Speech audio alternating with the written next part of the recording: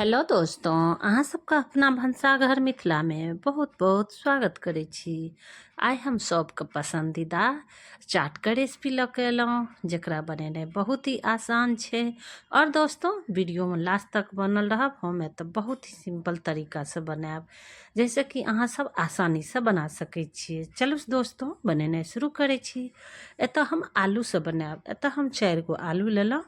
कोई भी आलू उजला या लाल लऽ सकै छी। एतऽ हम उजला आलू लेने छियै और एकरा बढ़िया जकाँ छील लेलिए। छील के पानी में दऽ देलिए और एकरा हम कद्दूकस कऽ लेबै, घैंस लेबै। किएक तऽ अगर नहीं घसबै तऽ काला पड़ि जेतै, ओहि दुआरे पानी में कद्दूकस कऽ कऽ बढ़िया जकाँ आलू के फेरो साफ पानी में देखियो धो लेबै 2-3 पानी, जैसे कि पानी साफ भऽ जाए। तकर बाद आलू के लच्छा के छानि लेबै। एकरा छन्नी में या चालनि में कोई चीज में दऽ कऽ छानि लेबै और कपड़ा दऽ देबै और एहिमे सब लच्छा निकालि कऽ एकरा बढ़िया जकाँ गाड़ि देबै, जैसे कि एहिमे आलू के लच्छा में पानी एकदम नहीं हेबाक चाही। और दोस्तों बहुत ही टेस्टी बनै छै और चाट केकरा नहीं पसंद अबै छनि, सबके पसंद अबै छनि और चाट के नाम से मुँह में पानी आबि जाइ छै। ओहिके लेल हम एतऽ चना लेलहुँ, जे घरमे सबके रहै छै चना।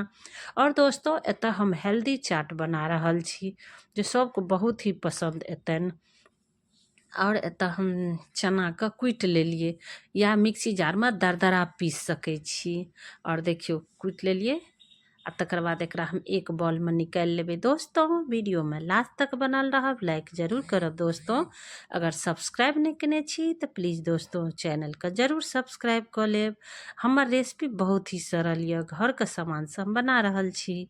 एक बाद एहिमे हम हल्का नमक दऽ देलिए। एक बाद मिर्चाई अपना तीखा अनुसार लऽ सकै छी।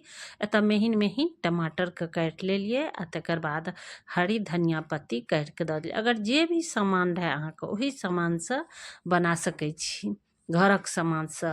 प्याज एगो काटि के दऽ देलिए। एक बार आदि के कनी पेस्ट दऽ देलिए। एक बाद एहिमे हम कनी लऽ लेलहुँ अमचूर के पाउडर या नींबुओ रस लऽ सकै छियै। और ओहिके बाद हम गाजर छलै हमरा पास, ताहि दुआरे एतऽ हम कद्दूकस कऽ कऽ गाजर दऽ देलिए। देखियो छै ने हेल्दी, एनाहिए के हेल्दी बनि के तैयार होइ छै। और जरूरी नहीं छै, बाजारों से बहुत ही टेस्टी घर में बनै छै और बहुत ही एकदम सिंपल तरीका से बना रहल छी। और धनिया पाउडर दऽ देलिए और अखन अमचूर पाउडर देलिए, उससे पहले धनिया पाउडर दऽ देने रहिए।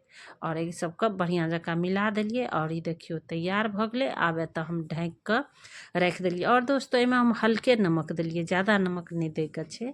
और तकर बाद एना आलू के लच्छा जे छलै से पानी निकालि देलिए बढ़िया जकाँ। देखियो पानी निकलि गेलै, एकदम परफेक्ट बनि कऽ तैयार होइ छै।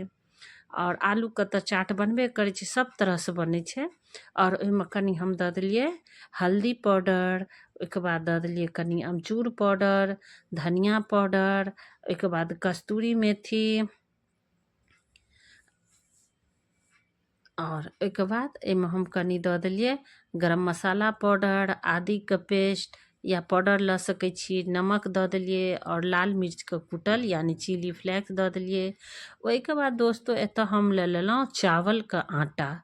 एतऽ हम चावल आटा के उपयोग कऽ रहल छी। 2 चम्मच हम चाउर के आटा लऽ लेलिए, जैसे कि आलू के लच्छा जे छै चाट बनेबै ओहिमे जे नमक देलिए तऽ पानि छूटऽ लगै छै। ओहि दुआरे एतऽ चावल के आटा दऽ देलिए, किएक तऽ जे पानि छूटतै वो चावल के आटा एब्जॉर्ब कऽ लेतै। अगर इच्छा यऽ तऽ एहिमे अरारोट पाउडरो दऽ सकै छी।